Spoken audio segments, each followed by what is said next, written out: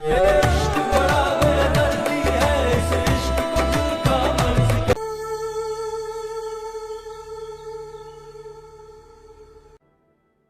बहुत खुश हूँ मम्मा। तुम खुश हो तो मैं भी खुश हूँ। पता था मुझे कि ज़ारा ना अपनी बात मनवा लेगी, आपको मना लेगी वो। मम्मा आपको पता है जब से आप मेरी जिंदगी में आई है ना, मम्मा अगर हम सब शुरू से साथ रहते तो अपनी ज़ारा जैसी होती ना। बहुत अच्छी, बहुत जबरदस्त। मेरी वो कमी पूरी हो गई है जो मम्मी के होते हुए भी मुझे महसूस होती थी। एक बात पूछूं, सच बताओगी? आदिल वही लड़का है जिसके लिए तुमने कहा था कि तुम किसी को पसंद करती हो, इसीलिए शादी के लिए फौरन हामी बैठ गई? आदिल के बारे में ही बात कर रही थी मैं। फरहत को जानते हुए कैसे? आपको भी पता था उनके बारे में? ठीक है, फरहत पप्पू उनकी बहन है। मुझे तो आदिल के साथ रहना है और मुझे पप्पू के साथ थोड़ी ना रहना है। वो बहुत अच्छे हैं, वो पप्पू जैसे बिल्कुल भी नहीं है। और आदिल को जानती हूँ मैं, और आपको पता है मैं तो बचपन से रह रही हूँ ना आदिल के साथ। मैं तो रेडी हूँ, कोई बात नहीं, मैं थोड़ा सा कॉम्प्रोमाइज कर लेंगे हम। पप्पू ऐसी हैं तो क्या कर सकते हैं, हर चीज परफेक्ट तो नहीं हो सकती ना। इसको ले जाके स्टोर रूम में रख दो। ये सब क्या हो रहा है? सामान कहाँ जा रहा है? स्टोर रूम में रखवा रही थी। क्या जरूरत है इसकी? वाला पोर्शन जो है वो समद और ज़ारा के हिसाब से सेट करा दे। मैं सोच रही थी कि हम इस घर में लोग ही कितने, और कमाल करती हो तुम भी। हम दोनों और हमारा एक बेटा, और तुम इतनी दूर की प्लानिंग करने लगी। अभी शादी होगी उसके बाद ज़ारा आएगी। पहले कराची तो जाओ उसका रिश्ता लेकर। पता नहीं ज़ारा के वालिद मानते भी हैं कि नहीं मानते इस रिश्ते के लिए। अरे वाह, क्या बुराई है मेरे बेटे में?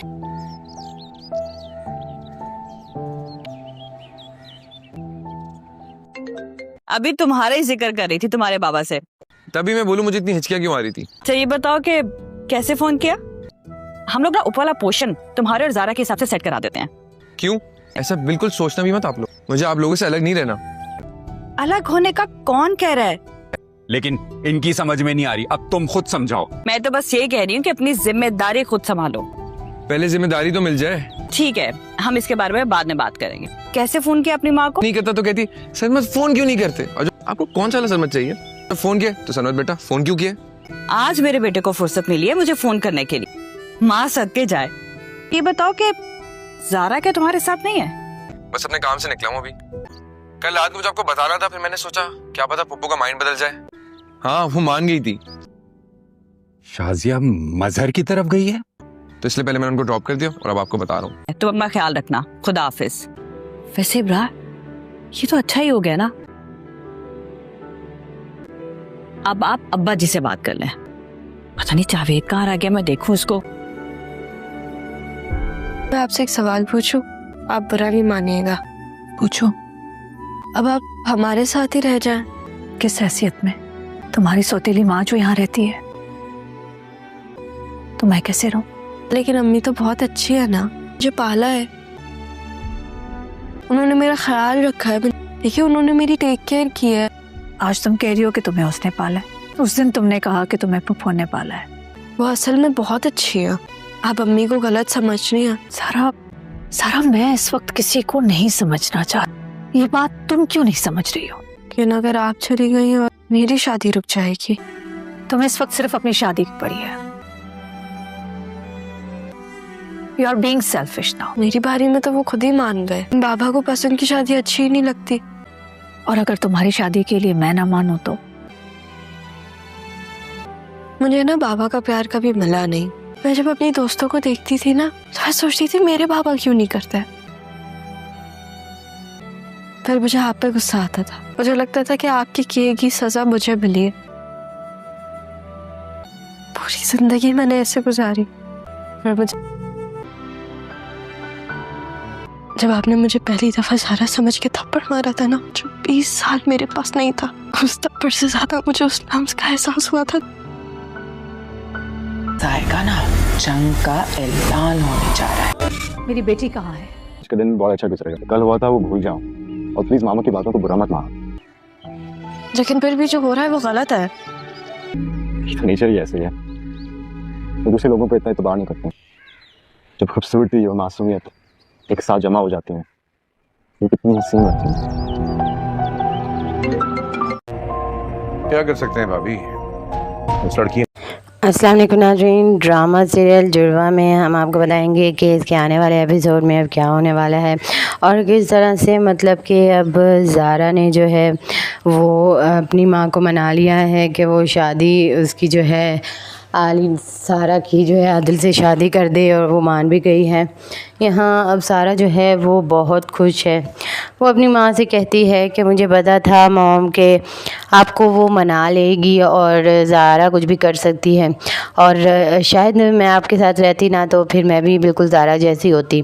लेकिन उसकी माँ उसे कहती है कि तुम जैसी भी हो बहुत प्यारी हो, तुम अच्छी हो, और तुम इस तरह से ना किसी के साथ कंपेयर मत किया करो।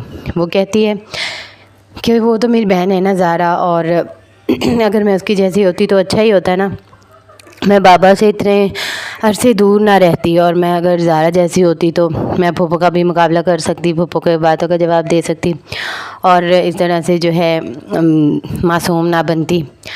वो कहती है हर किसी का अलग अलग नेचर होता है और तुम अपनी जगह ठीक हो, और ज़रूरी नहीं है कि हर कोई जो है सवालों के जवाब दे सके, लेकिन तुम जैसी भी हो अच्छी हो, मुझे सही लगती हो अच्छी। यहाँ पर जो है फिर आप देखेंगे कि अब वो बहुत खुश है, और वो कहती है कि तुम वही आदिल वही लड़का है तुम जिसे तुम कह रही थी कि मैं एक लड़के को पसंद करती हूँ, और सारा कहती है जी मम्मा वही है, और वो कहती है कि तुम जानती हो कि वो फरद का बेटा है। फिर सारा कहती है कि मुझे क्या फ़र्क पड़ता है मॉम, आपको पता है मैंने आदिल के साथ रहना है, उनके साथ तो नहीं रहना ना, और वैसे भी फिर भी कोई ना कोई कॉम्प्रोमाइज़ कर लेंगे हम दोनों, और आदिल को तो मैं जानती हूँ बचपन से मैं उसके साथ रही हूँ, और वो बहुत अच्छे हैं, लेकिन थोड़ा बहुत तो कॉम्प्रोमाइज़ करेंगे ना। लेकिन ये तो ज़रूरी नहीं है कि हर बात जो है परफेक्ट हो, हर चीज़ परफेक्ट हो, कुछ ना कुछ जो है इंसान को जो है मिलता है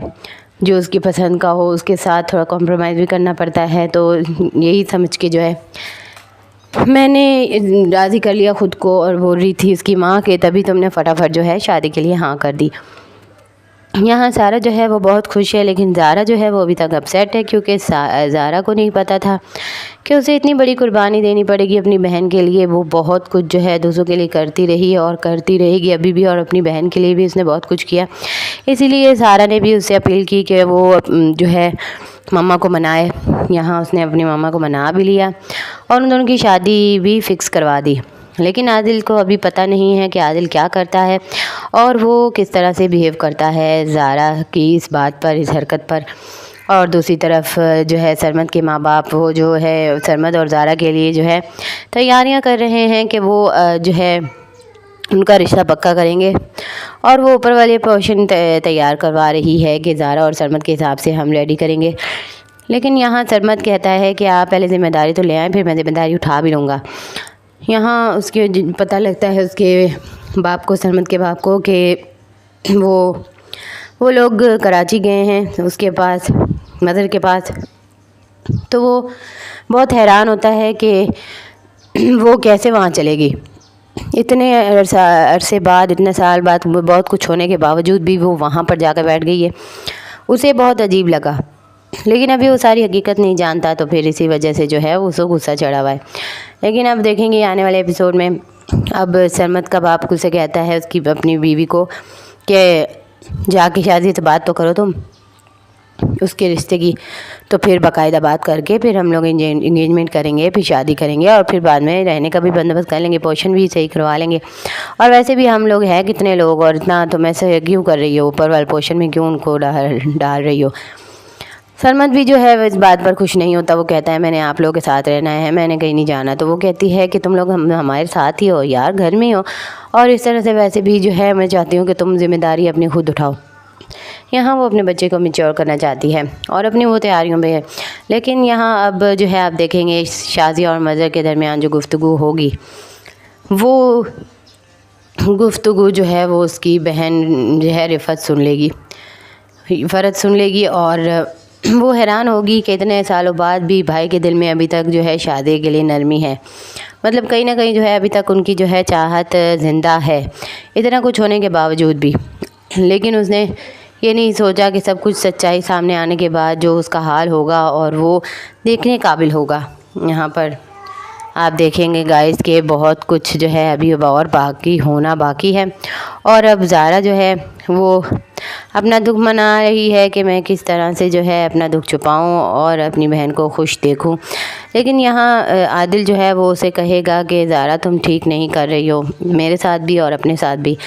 मैं जानता हूँ कि ज़ारा चलो मुझे पसंद करती है, बचपन से मुझे चाहती होगी, लेकिन तुम उसकी चाहत के लिए हम दोनों की चाहत कुर्बान नहीं कर सकती। और मैं उसे नहीं पसंद करता, तुम ये जानती हो। मैं तुमसे मोहब्बत करता हूँ और तुम फिर इस तरह से जो है उसको मुझ पर मुसलत क्यों कर रही हो। ज़ारा कहती है कि उसे सारी ज़िंदगी उसने कॉम्प्रोमाइज़ किया है और उसे कोई खुशी नहीं नसीब हुई, और अगर उसने कुछ मांगा है अपने लिए तो फिर हम उसे क्यों नहीं दे सकते। उसे खुशी मिलेगी तुम्हें हासिल करके। वो तुमसे मोहब्बत करती है, बचपन से वो तुम्हारे साथ रही है और तुम्हें समझते हो उसे भी, और वो भी तुम्हें समझती है। अगर तुम दोनों एक दूसरे से शादी कर लोगे तो इसमें कौन सी बुराई है। वो कहता है कि ठीक है, तुमने अगर जैसा चाहा मैं वैसा करूँगा, लेकिन तुम्हें भी मेरी बात माननी पड़ेगी। वो कहती है क्या? तो आदिल कहता है कि तुम्हारी माँ भी तुम्हारी जहाँ शादी करेगी तुम वहीं पर शादी कर लेना, और तुम्हारी शादी भी हमारी शादी के साथ होगी। ये बात सुनकर जो है ज़ारा बहुत हैरान हो जाती है और वो कहती है कि मेरी शादी का तुम्हारी शादी से क्या लेना देना। लेकिन आदिल कहता है कि नहीं, ऐसा ही होगा, जिस दिन मैं शादी करूँगा उस दिन तुम शादी करोगी, ताकि मुझे भी पता चले कि तुम भी मूव ऑन हो चुकी हो। तुमने अपनी शादी तुमने भी जो है सोच लिया है कि तुमने भी शादी करनी है, तुम भी अपनी ज़िंदगी शुरू करोगी, मैं भी अपनी ज़िंदगी शुरू करूँगा। ये जो कुछ भी हुआ, जैसे भी हुआ, मैं नहीं जानता कैसे हुआ, कब हुआ, लेकिन अब सब बहुत कुछ हो चुका है। ज़ारा अभी कुछ नहीं बदल सकता, तुम क्यों नहीं समझ रही। और अगर तुमने मेरी शादी करवानी है तो तुम्हें भी शादी करनी पड़ेगी। ये तुम नहीं जानती कि मैं कितनी मुश्किल से गुज़र रहा हूँ और मैं कितनी मुश्किल से ये शादी के लिए हामी भरी है, और मैंने सिर्फ़ और सिर्फ मामू जान के लिए ये शादी की है।